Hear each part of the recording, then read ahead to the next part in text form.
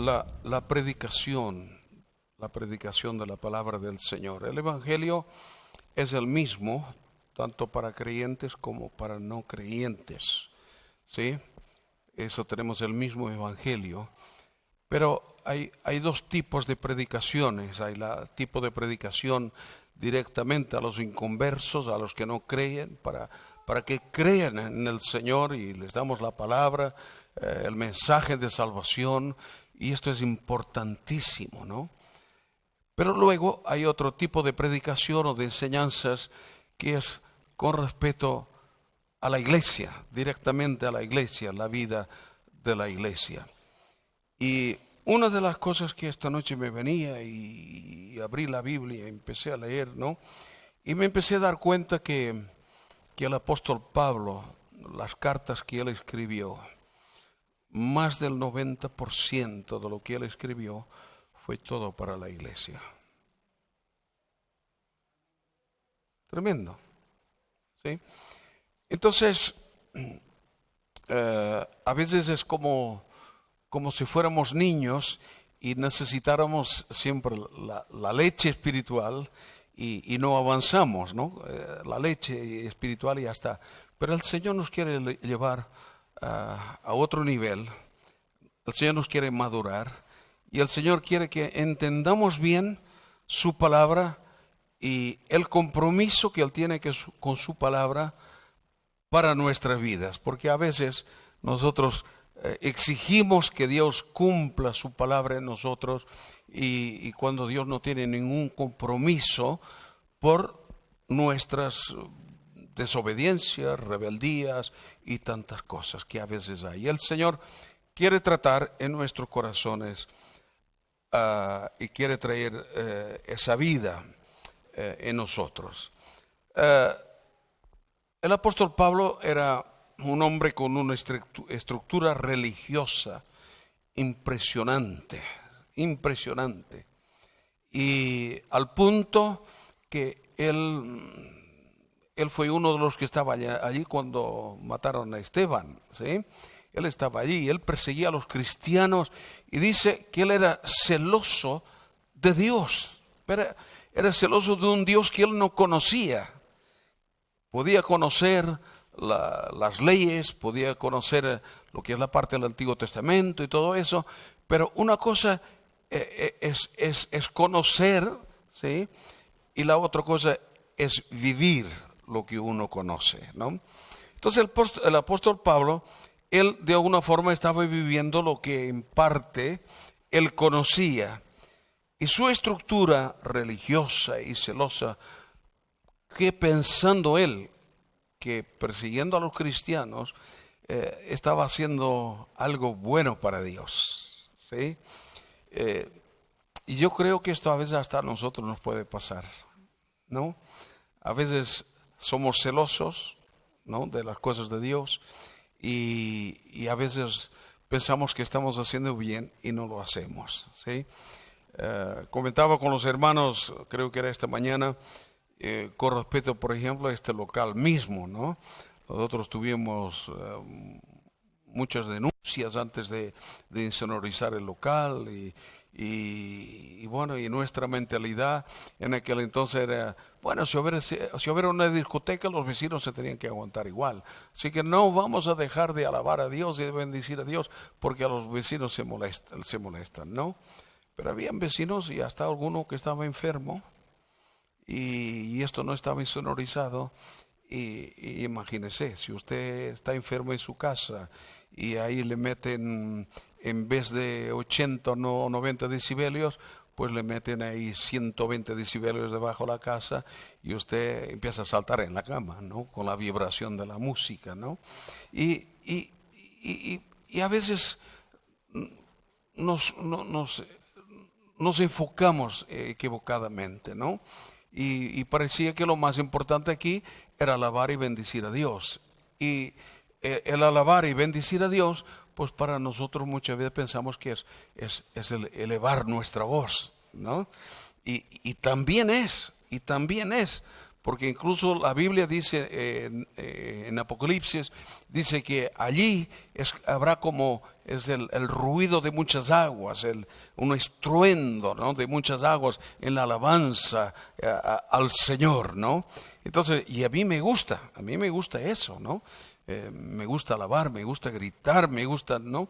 Pero la fuerza del Espíritu Santo no está en que si gritamos mucho, gritamos poco, ¿sí?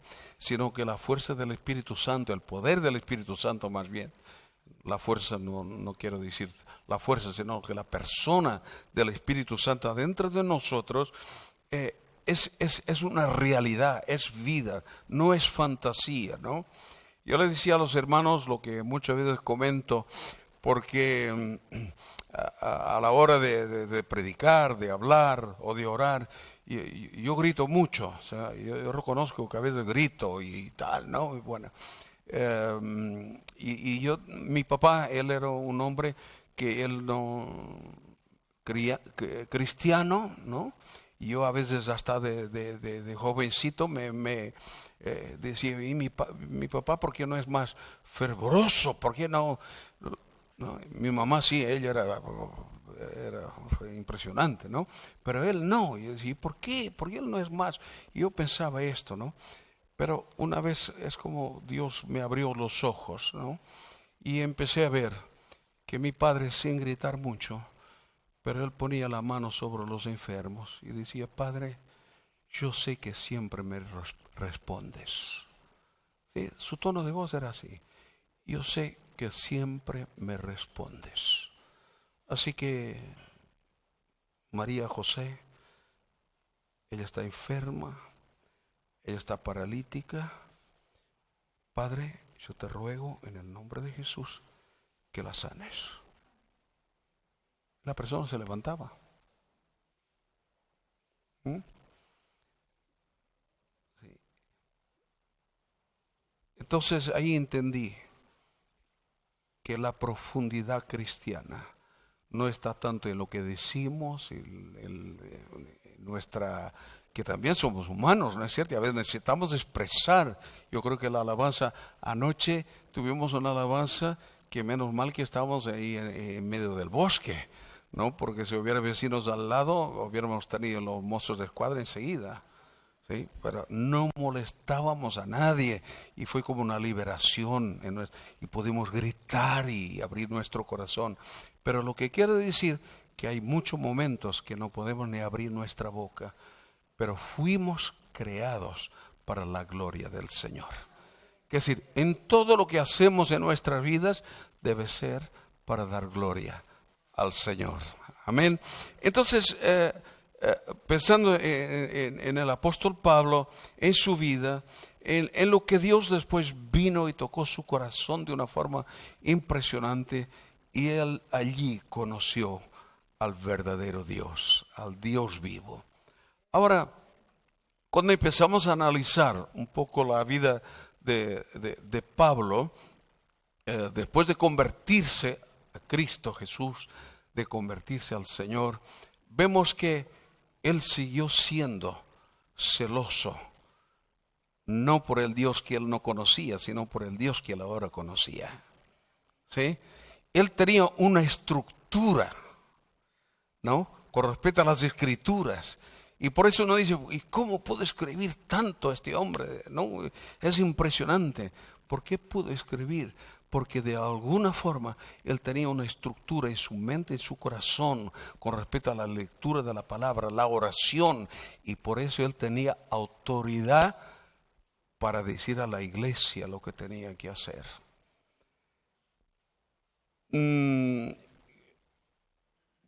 Yo creo que cuando miramos las epístolas o las cartas de Pablo, pues a lo mejor a veces decimos, este hombre parecía que se hacía pesado, ¿sí?, cuando hablaba a la iglesia y se parecía pesado, pero es que él era hombre y él sabía, era humano, y él sabía y conocía, ¿no?, lo que había habido en su corazón, en su vida, y también conocía que sin el Señor, de alguna manera, él podía volver atrás. Pero con el Señor, él era vencedor y seguía adelante. Hermanos, si llegamos hasta aquí, cada uno de nosotros, es por la gracia del Señor.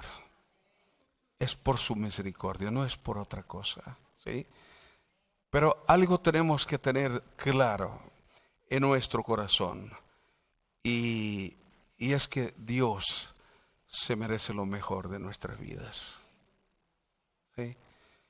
Cuando la palabra dice esto, que aun cuando nosotros somos infieles, Él permanece fiel, me alegro, me gozo, pero le digo: Señor, pero ayúdame a serte fiel, ayúdame, ¿sí? El pastor que me bautizó, que era, bueno, mi pastor durante muchos años, me acuerdo que una vez él estaba bautizando a la gente, él me bautizó y siempre él repetía lo mismo en cada bautismo. Y él decía: ¿tú has recibido al Señor como tu Salvador, como tu Señor? ¿Le has entregado tu corazón, tu vida? Sí. ¿Estás dispuesto a seguirle todos los días de tu vida fielmente a Dios? Y me acuerdo que una vez uno dijo: no estoy seguro. Dice: pues no te voy a bautizar. Y estaba dentro del bautisterio y lo sacó del bautisterio. Dice: si no estás seguro es porque no hay una decisión en tu corazón de seguir fiel al Señor. Dice: cuando lo tengas seguro, entonces te voy a bautizar. ¿Sí? Era a veces un poquito así, pero piensas hoy y dices: no, tenía razón. ¿Sí? Porque a veces nosotros nos gusta bautismos y lo ponemos en el Facebook, y el Centro Cristiano Belén, bautizamos 4, bautizamos 5, bautizamos 12, y la gente te pone: qué bien, 12 personas bautizó. No, este es algo que tiene que ser normal en la iglesia. Hermanos, incluso cuando hay un mover fuerte del Espíritu Santo, quizás tendremos que tener bautismo todos los días. A veces no nos da ni tiempo para hacer cursos para los bautismos, ¿sí? Pero entiendo que en este tiempo tenemos que tener claro que debemos seguir al Señor con todo nuestro corazón. Y para que haya salud en la iglesia del Señor, voy a leer unos versículos nada más para que podamos entender un poco más. En Marcos capítulo 16, no voy a añadir mucho más lo que dice la palabra. Marcos capítulo 16, dice así la Biblia. Sí, mira, me parecía que había perdido a Marcos de mi Biblia, pero no, aquí está. San Marcos capítulo 16, y leemos desde el versículo 12. Usted sabe que cuando el Señor resucitó, apareció a los discípulos, y lo más normal es que todos pudieran creer lo que el Señor había dicho, que al tercer día Él iba a resucitar, ¿no? Pero mire aquí lo que dice en el versículo 12, dice: pero después apareció en otra forma, de una manera diferente que había aparecido antes, pero apareció a los discípulos, a 2 de ellos que iban de camino al campo. Ellos fueron y lo hicieron saber a los otros, y ni aún a ellos le creyeron.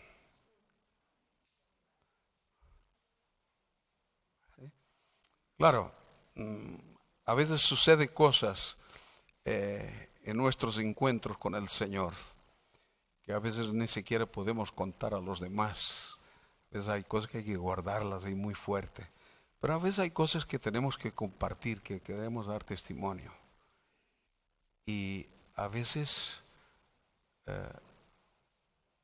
otros cristianos no creen lo que realmente nos ha sucedido o nos ha pasado. ¿sí? Entiendo que en este tiempo, en la iglesia del Señor, no es que vamos a tragar todo. Por eso ya hemos empezado de principio que no es una cosa de fantasía. El servir al Señor, la vida en el Espíritu, no es cosa de fantasía, no, son realidades en nuestro corazón y en nuestras vidas. Ahora, Dios nos está dando un tiempo donde cada uno de nosotros, a veces más que hablar, tenemos que demostrar de que Cristo vive en nosotros. Seguramente que habrá gente que no lo va a creer, ¿sí? Pero a la medida que va pasando el tiempo, se van a empezar a dar cuenta de cambios, de transformación. Una de las cosas que personalmente no estoy de acuerdo con lo que muchos dicen, cuando uno se convierte, pues el mundo te tiene que ver igual que ellos, ¿sí? Que así que no somos bichos raros, ¿sí? Yo lo que veo en la Biblia y el testimonio de miles de cristianos y el mío mismo es que cuando uno se convierte no somos igual que los que no son convertidos. Entonces algunos piensan que es ser más espiritual cuando todos somos iguales. No, porque cuando pensamos en eso, que todos somos iguales, dejamos de ser luz.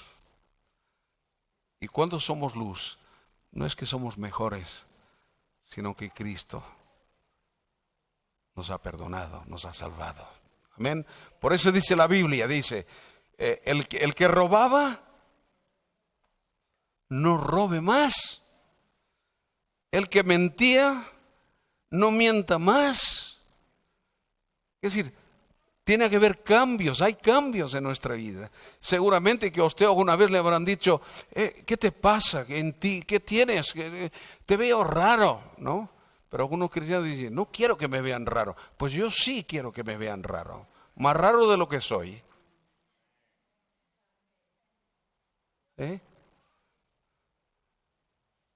Porque cuando seguimos la corriente del mundo para agradar al mundo, seguramente estamos desagradando a Dios.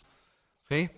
Entonces, lo que yo entiendo en este tiempo, hermanos, vidas como por ejemplo el apóstol Pablo, ¿no?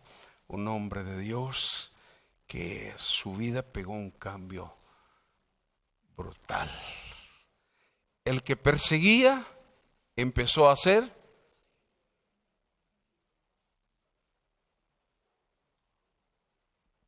tiene que haber cambios, ¿sí? Y yo entiendo que el Señor está muy interesado en esto. Tenemos que ser luz, no como uno creerse más espiritual. No, tiene que ser un estilo de vida de acuerdo a la palabra del Señor. Así que el versículo 14 dice, finalmente se apareció a los 11 mismos, estando ellos sentados a la mesa, y le reprochó que su incredulidad y dureza de su corazón, porque no habían creído a los que lo habían visto resucitado. Y mire, algo tremendo. El Señor les reprochó la incredulidad de ellos, pero no los ató a eso.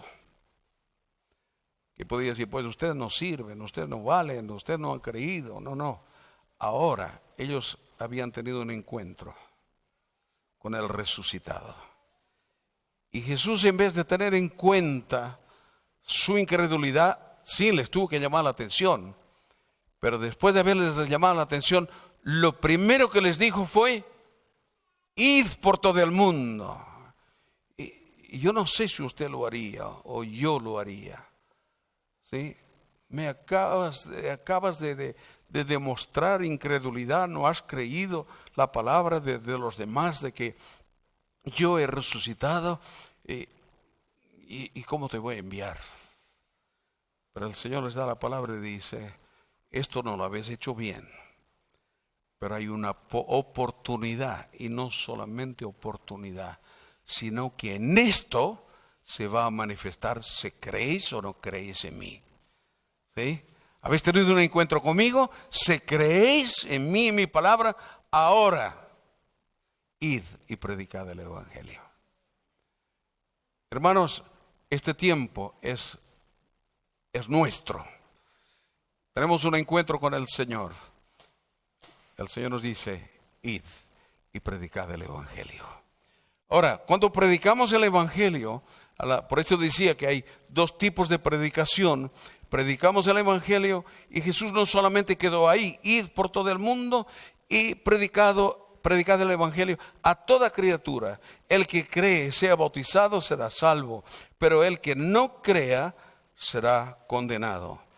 Estas señales seguirán a los que creen. Y dice, en mi nombre echarán fuera demonios, hablarán nuevas lenguas, tomarán serpientes en las manos, y aunque beban cosa mortífera, no les hará daño. Sobre los enfermos pondrán sus manos y sanarán. Yo no sé si usted se ha dado cuenta, pero yo me he dado cuenta de algo, que parece que los milagros suceden más en la gente que recién conoce el Evangelio, ¿no? Y a veces hay uno que está en la iglesia un montón de años. Yo me acuerdo con una señora y digo, ¿y este es el primer día que viene a la iglesia? Oran por él y se sanó. Yo llevo un montón de años en la iglesia y no soy sanada. ¿No? El Evangelio es el mismo, pero la predicación a las vidas es diferente. Cuando predicamos el Evangelio, a la gente que conversa, vemos un respaldo de Dios impresionante. Cuando Dios, ese milagros nos siguen, ¿no? Y Dios sana a la gente, ¿no? Y Dios libera. Hay cosas, la gente acepta a Jesús, ¿no? Y uno dice, ¿y por qué la iglesia no? Porque cuando hacemos parte del cuerpo, no necesitamos que haya ese impacto tan directo, porque creemos en el Señor, pero aparte de esto lo que tenemos es un estilo de vida que puede provocar la sanidad en la iglesia. ¿Entiende? Yo quisiera en esta mañana desafiar a la iglesia. No vamos a hacer ningún llamado ni nada esta mañana, ¿no? Pero un desafío. Mire, Santiago nos dice algo. Santiago capítulo 5, ¿sí? En el versículo 7 dice, por tanto, hermanos, tened paciencia hasta la venida del Señor. Mirad cómo el labrador espera el precioso fruto de la tierra, aguardando con paciencia hasta que reciba la lluvia temprana y tardía. Aquí tendríamos para estar horas hablando de esto, ¿no es cierto? Yo nunca he visto ningún labrador que echa la semilla, la siembra y que después se ponga ahí a su lado. Crece, ¿no? Y si no crece, pasa un día, 2 días. ¿Y qué ha pasado? Tiene que crecer. No. La semilla es echada a su tiempo. Tiene que dar fruto. Que si tiene que germinar, tiene que dar fruto. Hermano, que el Señor ponga en nuestro corazón la confianza total que el que nos llamó Él es fiel. Amén. Él es fiel. Y si nosotros permanecemos fieles al Señor, hermanos, Dios hará prosperar su palabra en nuestras vidas. Entonces, imagínense, ¿no?, que habla con paciencia hasta que reciba la lluvia temprana y tardía. Tened también vosotros, ¿qué? Paciencia. ¿Hay alguien que necesita de paciencia? Yo ya no pido al Señor que me dé paciencia, porque cuando pides paciencia ahí tiene que venir la prueba, ¿no es cierto? ¿Sí? Y dice, y afirmad vuestros corazones. ¿Por qué? Porque la venida del Señor se acerca. Ahora, leamos esto, hermanos, y seamos maduros, ¿no? Y no es para ni sentirnos mal, ni mucho menos, sino que decir, bueno, yo tengo que afirmarme en Dios, en su palabra, y recibirla y vivirla. Mire lo que dice, hermanos, no os quejéis unos contra otros. ¿Hay alguien aquí que se queja contra alguien? No levante la mano, no. Sí. No hace falta. ¿Sí? Y uno dice, ¿una queja puede afectar tanto nuestras vidas? Sí. Hasta los médicos dicen que las personas que se quejan mucho pueden tener problemas en su salud, ¿no es cierto? Sí, ellos dicen. Ahora, si tenemos problemas en nuestra salud física, porque nos quejamos, ¿creemos que en nuestra salud espiritual va a funcionar bien si nos quejamos? Yo creo que no. Y por eso la Biblia dice, no os quejéis unos contra otros. Yo tengo que pedir perdón, ¿sí? Pido perdón a ustedes, porque alguna vez me he quejado delante del Señor, ¿no? Y, Señor, ¿y por qué la iglesia? ¿Y por qué tu pueblo, no? Y ya no le digo nada cuando me quejo de mi señora. Sí, eso es.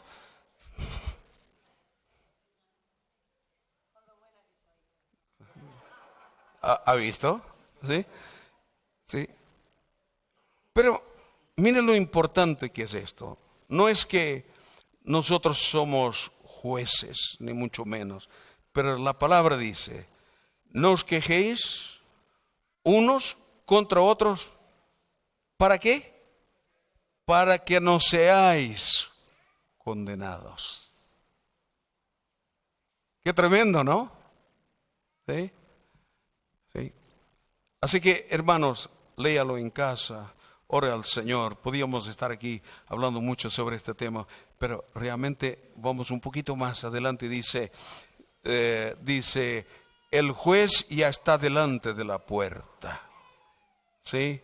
Y acuérdese de algo, que el juicio de Dios, ¿por dónde empieza?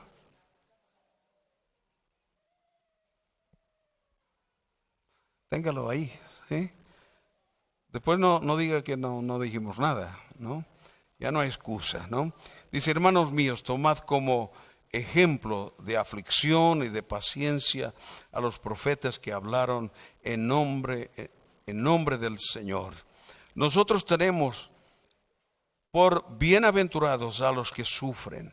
Habéis oído de la paciencia de Job y habéis visto el fin que dio el Señor, que le dio el Señor, porque el Señor es muy misericordioso y compasivo. Anote bien esto en su corazón y su mente. No tema, el Señor es grande en misericordia y en compasión, pero tenemos que rendir nuestro corazón a Él. Amén. Esto es lo que nos toca. Y dice, sobre todo, hermanos míos, no juréis ni por el cielo, ni por la tierra, ni por ningún otro juramento, sino que vuestro sí sea sí y vuestro no sea no. Entonces, yo pensando esto, digo, Señor, que yo pueda ser un hombre íntegro. Porque a veces ni sí ni no. Y apañamos la cosa así, ¿no? No miento, no niego lo que dije, pero está ahí entre medio, ¿no? Tenemos que enfrentarnos con la realidad. Dije sí y al final no, ¿no? O dije no y al final sí. Entonces, pequeñas cosas, pero que muchas veces no lo arreglamos, ¿no? A veces tenemos nuestra cultura, ¿no? Yo me acuerdo, viví varios años en Argentina, que no se me ofendan los argentinos, ¿no? Pero con los argentinos, o con algunos, no todos por supuesto, pero con muchos quedábamos un horario y tal, y a lo mejor eran las 11 que habíamos quedado y nos llegaban hasta las 12 o 12:30, y a veces ni venían. Y entonces, pero lo arreglaban todo.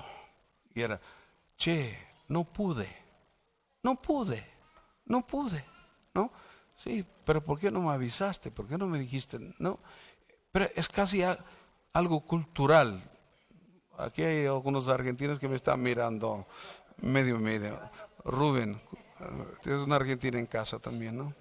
Y más o menos la cuñada, ¿no? Pero, hermanos, y otros tenemos otros problemas, otras formas, ¿no? Que al fin y al cabo, también nuestro sí a veces no es sí y nuestro no a veces no es no. Pero Dios está trabajando, Dios está limpiando nuestro corazón. Y vamos a lo que quiero llegar más en esta mañana y así terminamos. Dice, ¿por qué? Dice, para que no caigáis en condenación. Imagínense que dos palabras que son tan cortitas, sí y no, ¿no? Y que por esas palabras que no son cumplidas, somos juzgados por ellas. Y hasta dice la Biblia, condenados. Tremendo, ¿no es cierto? Y yo cuando veo esto digo, Señor, me falta mucho, pero yo sé que tú estás obrando en nuestras vidas. Amén. Y al final el propósito de Dios se cumplirá en cada uno de nosotros. Y aquí dice, ¿está alguno entre vosotros afligido? Haga oración. ¿Está alguno alegre? Cante alabanzas. ¿Está alguno enfermo entre vosotros? Este es un desafío, hermanos. Lo hablé muchas veces de esto, ¿sí? Pero a veces hay hermanos que están enfermos y uno se entera un mes después. O que alguien nos dice, hermano, usted está enfermo, hermana, usted está enferma. Usted tiene que llamar a los pastores de la iglesia. ¿Sí? Y hay gente, hermano, pero es que no ha venido, y usted, pastor, no ha venido. Pero si usted no me dijo nada, ni me llamó, ni nada. Y esto sí, yo lo prometo delante del Señor, hay una persona enferma, a la hora que sea, que pida que vaya a orar por ella, voy.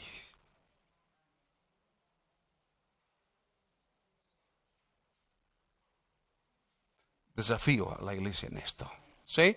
Y aquí la Biblia dice que es así, tiene que ser así. Si está algún enfermo entre vosotros, llame a los ancianos de la iglesia para que oren por él, y ungiéndolo con aceite en el nombre del Señor. Y la oración de fe salvará al enfermo, y el Señor lo levantará. Y si ha cometido pecados, le serán perdonados. Confesaos vuestras ofensas unos a otros y orad unos por otros. ¿Para qué? Para que seáis sanados. Por eso decía, son dos predicaciones diferentes. Uno a los que no conocen al Señor, vamos en el nombre de Jesús y oramos y son sanados en el nombre de Jesús. Pero en la congregación, por más que ore por usted por sanidad, o usted por mí por sanidad, si no confieso mis ofensas, la sanidad no vendrá sobre nosotros. ¿Me entienden bien? ¿Sí? Entonces, el Evangelio es uno, pero el requisito que Dios exige de su iglesia, de su pueblo, es diferente. ¿Sí? Usted, por ejemplo, a sus hijos, hay requisitos, hay obligaciones, y usted tiene un orden en su casa. A los hijos de los demás, usted los puede ayudar en algún momento, pero usted no tiene ningún derecho sobre sus vidas. ¿Sí? Entonces, queremos una iglesia sana, espiritualmente, moralmente y físicamente. Queremos sacar el trabajo a los médicos, ¿no? ¿Sí? La ciencia está puesta por Dios y Dios vela por la ciencia. Pero me gustaría que esto quedara en esta mañana, en nuestro corazón, en nuestra mente. ¿Sí? ¿Hay alguien enfermo? ¿Sí? Pues usted ha aceptado al Señor como su Señor, su Salvador. Si usted lo hizo y tiene alguna cosa contra alguien, usted tiene que perdonar. Queremos ver fluir el Espíritu Santo, las sanidades de Dios sobre nuestras vidas. Esto hay que cumplirlo, hermanos. ¿Sí? Y no tenga envidia si viene alguien que por primera vez viene a la iglesia, el Señor la toca y la levanta y la sana. Usted dice, yo aquí tantos años y no. Quizás hay algo que tiene que ser arreglado. Amén.